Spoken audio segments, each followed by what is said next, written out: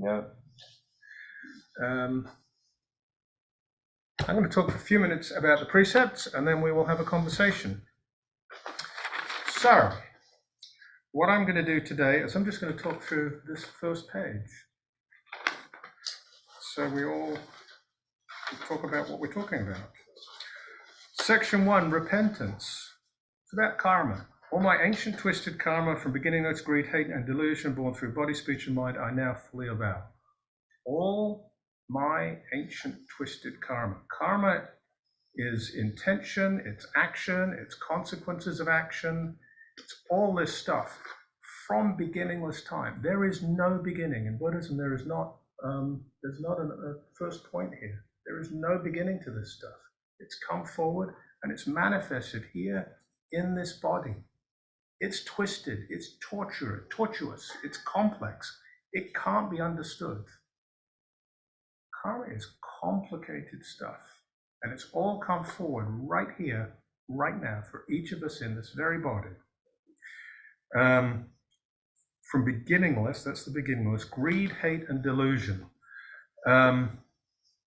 So there's another illusion in here we'll get to of the 12-link chain of causation. Everything begins, in Buddhist terminology, with ignorance. And ignorance is not stupidity, it's just simply lack of knowledge of the Four Noble Truths, lack of an entry point into understanding how things really are. So we start there, and then from that place of ignorance, things start to emerge. Consciousness starts to emerge. The body forms start to emerge. Contact between forms and consciousness happens. And out of that contact, feelings, feeling sensations, feeling tones. We get positive, negative, and neutral feeling tones. Positive feeling tones become attraction, and then when we get really caught up in them, we start to crave them. That's greed. That's horrible stuff. Greed. Negative feeling tones, they start to become things that we resist once we start building formations on them. Start pushing it away. And when that gets really strong, we really can't stand it anymore. We want to push it away really hard. That becomes hate. And then delusion isn't the same as ignorance. Ignorance is not knowing. Delusion is getting it wrong, having wrong ideas. So these neutral feeling tones, when we don't pay attention to them, we just get wrong ideas coming out of this. We see the world. It's not that we don't have the tools to see it right. We actively see it wrong. So this is the consequence of all of this beginningless karma. It's here right now in those states, showing up in those states. And it inevitably leads to becoming. The craving causes things to come into existence, causes me to form who I am, right? That's what makes me what I am, because I want all this stuff, and that's what I become. We'll get back to that point a little later. I now fully avow. I take ownership of all this stuff. When Buddha was teaching, there were many schools of understanding of karma. The one that this is specifically opposed to is, there's a different view. Buddha talked about karma because he had a particular view. He had different lenses on rebirth as well, which is kind of the same thing, really. But there is a rather fatalistic view of karma, which is, this is what I am. Okay, I guess I got to put up with it. That leads to such horrors as the caste system, which of course existed and still exists in India. It existed it existed in medieval Europe, believe it or not. It existed in this country until relatively recently. It still exists, arguably, today.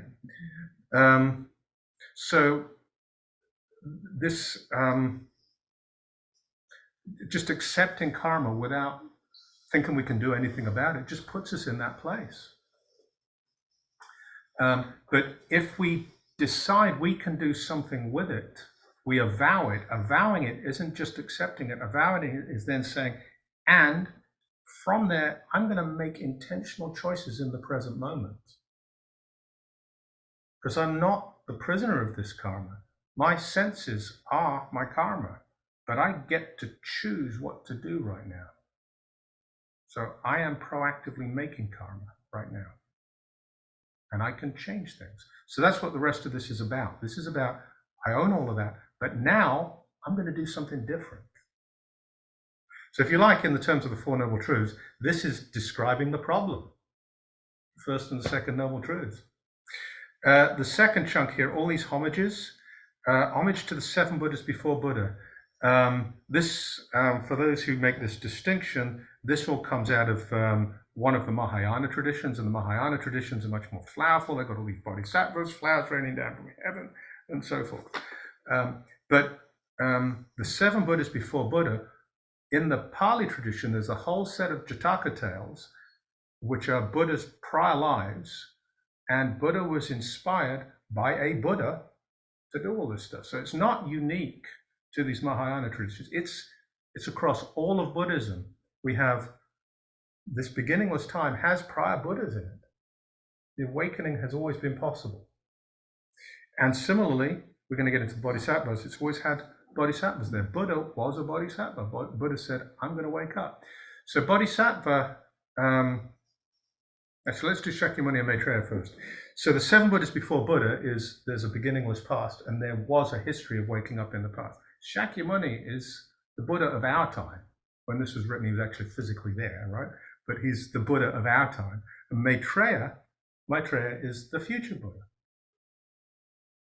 So we've got Buddha, past, present, and future. It's always there. No getting away from it. Maitreya in some traditions is also a kind of a bodhisattva of compassion. So there's a sense of compassion and kindness in Maitreya as well. So the bodhisattvas, a bodhisattva is often thought of as this person who's living to do good for others, but it's more specific than that. The words bodhisattva, bodhi is the same root as Buddha. It's the same thing. Bodhisattvas are waking up for the benefit of other beings. What are they doing to help people? Well, there are 3 gifts. There's the gift of material stuff, like shelter, clothing, medicine, food. Then there's the gift of the Dharma, the teachings, what we have got handed down to us over the 2,500 years. The largest gift is the gift of freedom. We just, in the Heart Sutra, we recognize freedom in the middle of that one of the last sections there. Freedom is freedom from fear here. Specifically, it's freedom from fear. And to be free from fear, you have to be free from belief in death. You have to have really got this Buddhism stuff to be free from fear. And you can't possibly give the gift of freedom from fear if you're not free from fear yourself. It's going to be baggage. So bodhisattvas are awakening beings. They are waking themselves up for the benefit of others. They're not just doing stuff for other people. They're committed to their practice and to self-realization, to waking up. And the Lotus Sutra, which is a text we're reading a commentary on the Lotus Sutra on a Wednesday night group. In there's like this transition between the Theravada tradition and the Mahayana tradition, where everyone says, "Oh my goodness, I didn't get it. Now I've got to go do this too. Wow, I'm so happy." Celebration, joy. The joy is it isn't because they get to do something instead of waking up. The joy is because they realize what to do with it, which is it's not for me, it's to help other people. So there's this great, profound realization of waking up for other people, doing everything we're doing here, but doing it to benefit other people. So Manjushri is the bodhisattva of wisdom. And thank you. This is Manjushri right here. Samanta, and the sword is to cut through delusion, cut through ignorance. Samantabhadra bodhisattva is activity in the world, engaged in the world. And Avalokiteshvara, variously known as Chenjirik, I think it is in Tibet, Guanyin, Canon, comes by lots of different names, and there's also androgynous, as either androgynous or female or male. It's gender fluid.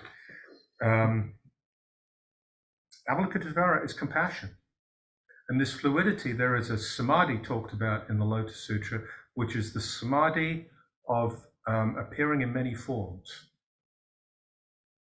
And that's what this is, showing up exactly as people really need this individual. And it's this bottomless, endless compassion there with the suffering of everyone and everything. The succession of ancestors is an interesting and kind of important point. The teaching comes down to us, and the words can't get there. The reason this individual sits on the altar here, for me, it's not because this is a divinity, it's because this individual did something utterly remarkable, which is they woke up without a teacher. They did it on their own.